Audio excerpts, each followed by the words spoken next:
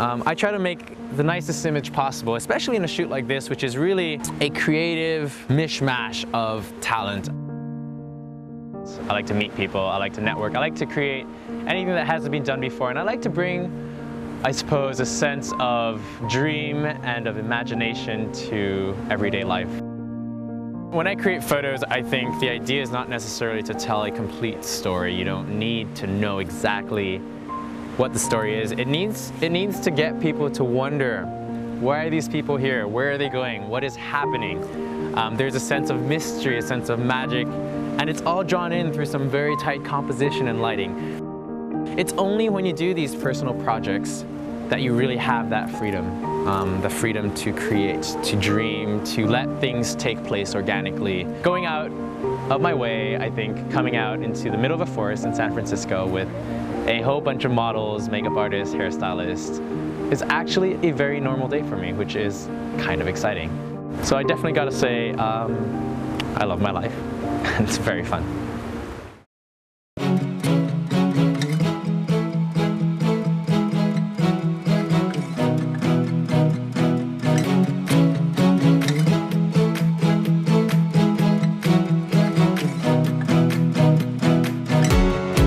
I'd been invited to San Francisco by a company called SMUGMUG, who's a photo hosting site, and they really liked my work and were wondering whether or not it would be possible to take part in a Wong photo shoot. I have been a huge fan of Marika ever since I stumbled across her work on one of my fellow photographers, and since that time, I told myself that it would be really amazing to do a project together at, the next time I was in LA. And unfortunately, this time around during my trip to LA, there just wasn't enough time for us to do something. But luckily, another chance presented itself to us. And that's when I kind of connected the dots. I said, hey, why not ask Marika if she would be interested in coming down from LA, bring some of her designs, some of her crew, and let's just all get together and make some magic happen. Sets take forever for me to build. I mean, I'm like just really annoying about the whole thing, and the idea is really to see how can we make this whole thing look almost believable. Yes, we have a model, she's sticking out, and it just doesn't make too much sense. But with the smoke, for example, it was really just about making sure that it was well diffused, that it didn't look like a big clump coming from a smoke machine. So we really had to get that smoke machine as far, as deep as possible before it would come forward. Give it time for the wind to blow in, diffuse it, make sure that our lighting was pointed in the right direction, so making sure that the model looks towards the light really makes a huge difference, and getting those angles right. I have a very simple 2-light setup. I got my Para 133 as high up as possible, just hitting her. That's gonna be my main fill light, just bleeding in. And on the side I have a softbox that's just kind of coming in as a little bit of a side fill. We have our 2-point lighting setup, but with dimension because of the fact that the smoke is helping separate the foreground and the background. You have this model completely dressed in black, and you want her to stand out, but you don't have the ability to put the lights where you want them to. Well, you put the black model against some smoke, then it becomes black on white. It's almost the same effect. So we kind of cheated it. So here we are setting up shot number 2.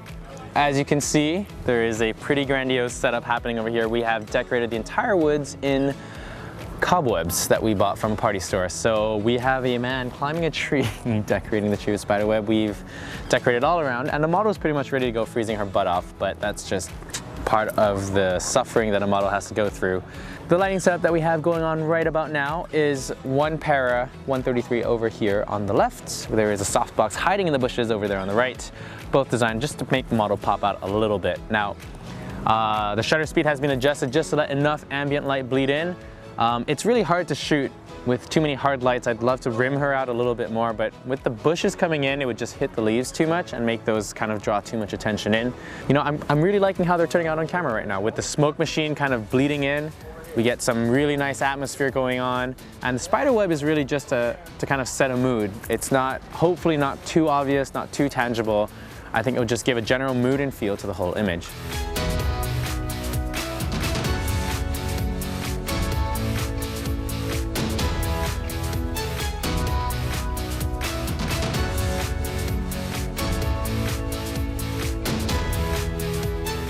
Shot number 3 of the day. We are here and it's gotten colder, I believe. And this dress this time around had a really nice train that we were trying to showcase. So green dress, green background, but we had to make sure that there was a darker backdrop against the whole feathery headdress. So the idea was this time around really separating the two a little bit. Had to make sure to have the subject a little bit in the foreground and the rest of the headdress maybe a little bit more in the black or in the smoke. So to light the shot, we had one Para 133 over across the trees because we didn't really have a choice because of the big branchy things that were once again in the way. It just seems to be an eternal battle with this one. And over on the other side, we had a softbox coming in with a grid this time around so that it wouldn't hit any of the tree branches that were close by. So as a soft fill. All right, next shot.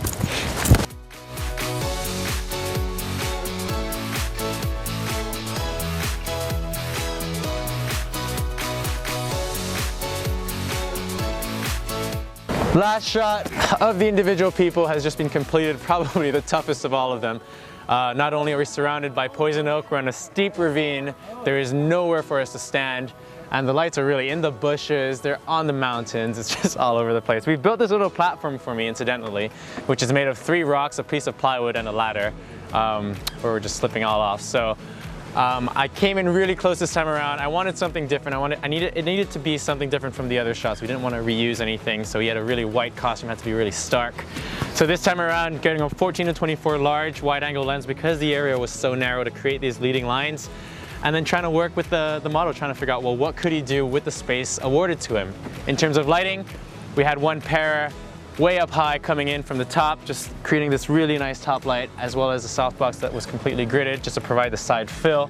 And finally, the sun just streaming in through the trees completed the image and making the whole thing just work out perfectly. So I think the shooting time for this was about 5 minutes, setup time was about 1 hour.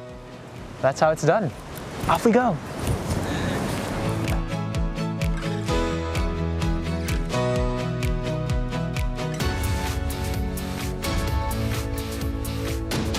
So for this final shot that we did, it was the group shot. It was basically the one thing that we wanted to the whole time.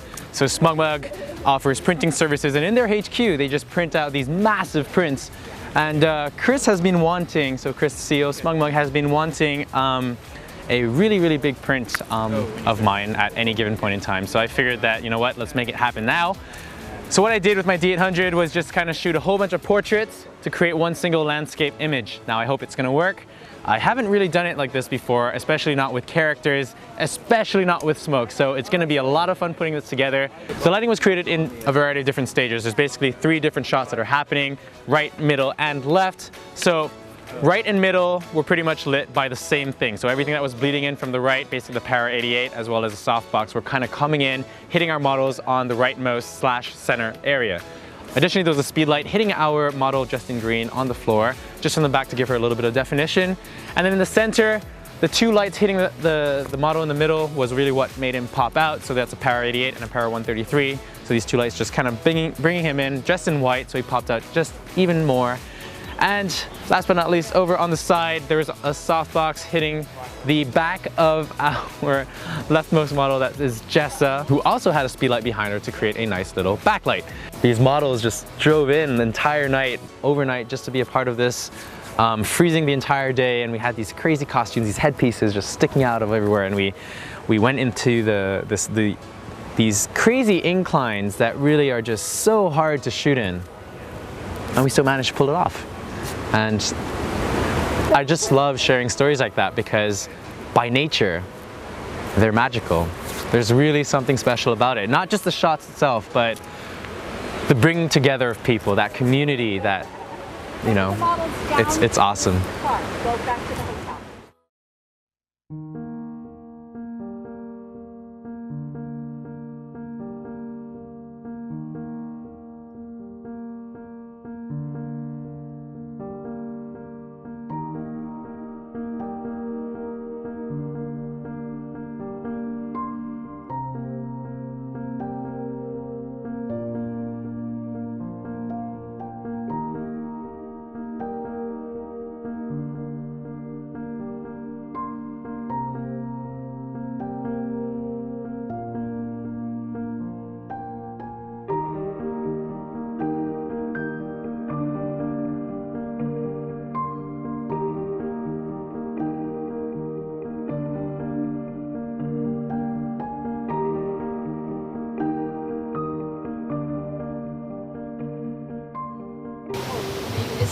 project, or are you guys gonna actually feature this in magazines? Saying hello.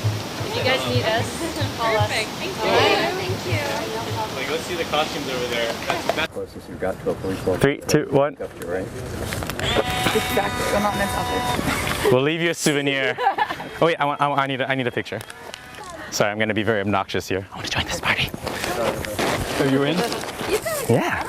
You've done this before, haven't you? No. Picture too. Only for kids. That's perfect. I don't know how good I am with that. Oh, no, you turned it around. Okay. Shut up. Let's see, you know it.